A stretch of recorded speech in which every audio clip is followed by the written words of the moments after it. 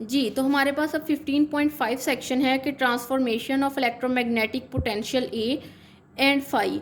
अब इससे पहले हमने किसको ट्रांसफॉर्म किया था, करंट और चार्ज डेंसिटी को। अब हम ए और फाई का समहाउ रिलेशन देखेंगे ट्रांसफॉर्मेशन इक्वेशंस में।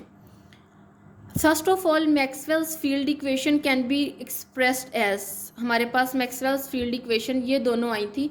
मैंने बेसिकली इक्वेशंस बुक वाली यूज़ किया ताकि किसी तरह की कोई कन्फ्यूजन ना हो। मैं इसको अगेन आपको दिखा देती हूँ कि कौन सी इक्वेशंस की मैं बात कर रही हूँ।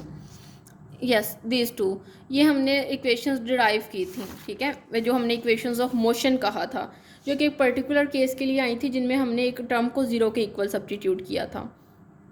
अब इक्वेशन 23 जो है उसको हम कैसे रिप्रेजेंट कर सकते हैं कि अगर हम फाई को मल्टीप्लाई करें आयोटा सी से और इधर भी आयोटा ओवर सी से मल्टीप्लाई कर दें, ऑब्वियसली के बाद में ये दोनों फैक्टर कैंसिल आउट हो सकते हैं, या इधर इसको इधर ले जाएं तो वो डिवाइड होकर ख़त्म हो जाएगा। और म्यू नोट से मल्टीप्लाई भी कर दिया और डिवाइड भी करने की वजह ये थी कि हमने सी स्क्वायर की वैल्यू ये वाली पुट करनी थी यहाँ पे, और हमारे पास जब हमने पुट की इसकी वैल्यू तो हमारे पास सी स्क्वायर आना था, यानी कि सी स्क्वायर ऊपर आना था। सी से कैंसिल हो जाना था तो एक सी बचा, आयोटा बच गया, वैसे ही म्यू नोट और रो, तो हमारे पास ये वाली वैल्यू आ गई इसको सिंप्लीफाई करने के बाद। जी, तो इसका मतलब है कि हम जो प्रीवियस इक्वेशंस थी, पहली इक्वेशंस तो वैसे ही आ गई और दूसरी इक्वेशन जो हमने सोल्व की है और उसमें हमने जो लास्ट वन आयोटा सी रो जो था हमने पहले भी देखा है, ये हमारे पास इक्वल होता है जे के। तो हमने जे म्यू के सॉरी जे फोर के इक्वल हमने इसको मतलब रख दिया, तो हमारे पास इक्वेशन 24 और 25 आ गई। अब वो कहता है सिंस हमारे पास ये डी लम्बर्ट्स ऑपरेटर है, यू नो दिस वन, वो लोरेंट्स इनवेरिएंट है कि अंडर लोरेंट्स ट्रांसफॉर्मेशन वो हमारे पास इनवेरिएंट होता है, मींस इट डजेंट चेंज। तो A and iota phi over C will transform as J and J four is equal to iota C rho, यानी कि हमारे पास ए चेंज हो जाएगा इस फॉर्म मतलब जे के कोरिस्पोंड, और ये वाला जे फोर जो है वो phi over iota phi over C के कोरिस्पोंडिंगली मतलब होगा।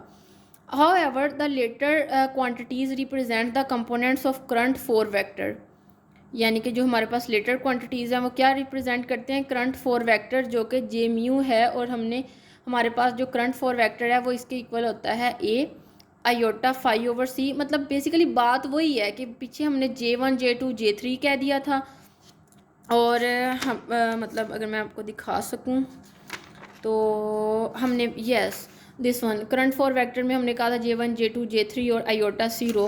बेसिकली बात वही है, जस्ट हम उसको ए से ना रिप्लेस कर रहे हैं। वो फोर वेक्टर है और कार्ल फोर वेक्टर पोटेंशियल अब मतलब वेक्टर पोटेंशियल में है, तो हमने ए से रिप्लेस कर दिया है। तो हमारे पास इसको हम इस तरह से भी रिप्रेजेंट कर सकते हैं कि जी A1 A2 A3 A4, A4 हमने बेसिकली इसको कहा है और A इक्वल है A1 A2 और A3 के। अब A4 इसके इक्वल है हमने जो लेट किया है, hence the Maxwell's field equation can be written as one single equation. किस तरह से कि हमारे पास डी लम्बर्ट्स ऑपरेटर मतलब जो स्क्वेयर है वो A mu is equal to minus mu naught J mu के इक्वल आ सकता है, and that will become equal to equation number 27। Basically ना ये देखें यहाँ पे जो हमने किया है कि डेल्टा स्क्वेयर है और यहाँ से हमने वैल्यू निकाली ए म्यू, और हम अगर यहाँ पे पुट कर दें तो हमारे पास समहाउ ये इक्वेशन नंबर 27 बन जाएगी। अब वो कहता है कि the transformation equations from S to S dash frame for the components of the four vector potential are. अब इन द सेम वे कि हम एस डैश और एस डैश फ्रेम में अगर हम दोनों को कंपेयर करें तो हमारे पास मैट्रिक्स फॉर्म में ये आ जाएगा, ठीक है। और मैट्रिक्स फॉर्म को याद रखना बहुत ईजी है, इधर भी गैमा है, इधर आयोटा, हम बीटा भी लिख सकते हैं क्योंकि यू नो कि बीटा की वैल्यू वी ओवर सी होती है, और ये वाली वैल्यू साइन चेंज करके आएंगी, यहाँ पे माइनस होगा और मतलब ये वाली इस तरह से टर्म्स। और ये इक्वेशन 28 ए है। अगर मैं यहाँ से सिमिलर वे में A1 डैश की वैल्यू निकालूँ और फर्स्ट रो को फर्स्ट कॉलम से मल्टीप्लाई करूँ तो मेरे पास ये चार इक्वेशंस आ जाती हैं जो कि 28B में गिवन है, ठीक है। अब इन इक्वेशंस को हम कहते हैं transformation equations for electromagnetic potential A and phi, क्योंकि अब ये हमारे पास अगर हम देखें तो हमारे पास ए और फाई में एक रिलेशन बता रही हैं। पहले हमने करंट और डेंसिटी में रिलेशन देखा था, इसी तरह से अगर इन्वर्स ट्रांसफॉर्मेशन इक्वेशंस देखें तो 29 में आ जाएंगी, ठीक है, we can easily find this one, और हम इससे अवेयर भी हैं ऑलरेडी। अब वो कहता है the Lorentz condition can be expressed as. अब ये लॉरेंट्स कंडीशन बेसिकली क्या है? बेसिकली हमने जब लास्ट टॉपिक किया था, यस हियर, अगर जब हमने इसको ज़ीरो के इक्वल लेट किया था, हम इसी की बात कर रहे हैं कि इसको पुट करने के बाद हमारे पास ये आया था, यानी कि जनरल इक्वेशंस में हमने इसको ज़ीरो कर दिया था। तो वही चीज़ है कि यहाँ पे हम इसको, ये ज़ीरो के इक्वल था, अगर हम डिव ए को, यानी कि बेसिकली वो ग्रेडियंट है, तो हम इसकी वैल्यूज़ लें और यहाँ पे इसकी वैल्यू सब्सटीट्यूट करें इक्वल टू ज़ीरो। हम इसको सिंपली A4 कह दें, तो हमारे पास अगर हम इसको वही कोवेरिएंट रिलेशन में लिखें तो हमारे पास इक्वेशन नंबर 30 बनती है।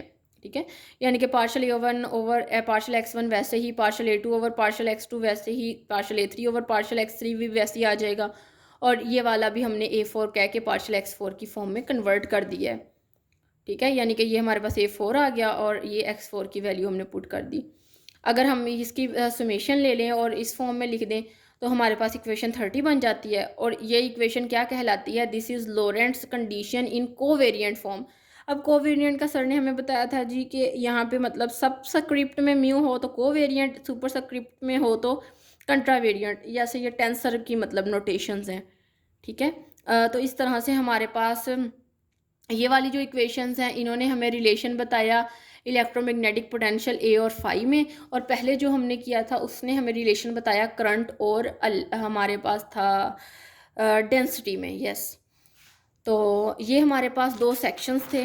ठीक है, हमने 15.5 सेक्शन किया और इसके साथ हमारे पास 15.4 सेक्शन था। तो जी ये थी मेरी प्रेजेंटेशन। अगर कहीं पे भी कोई भी मसला हो तो आप मुझसे पूछ सकते हैं। Thank you so much.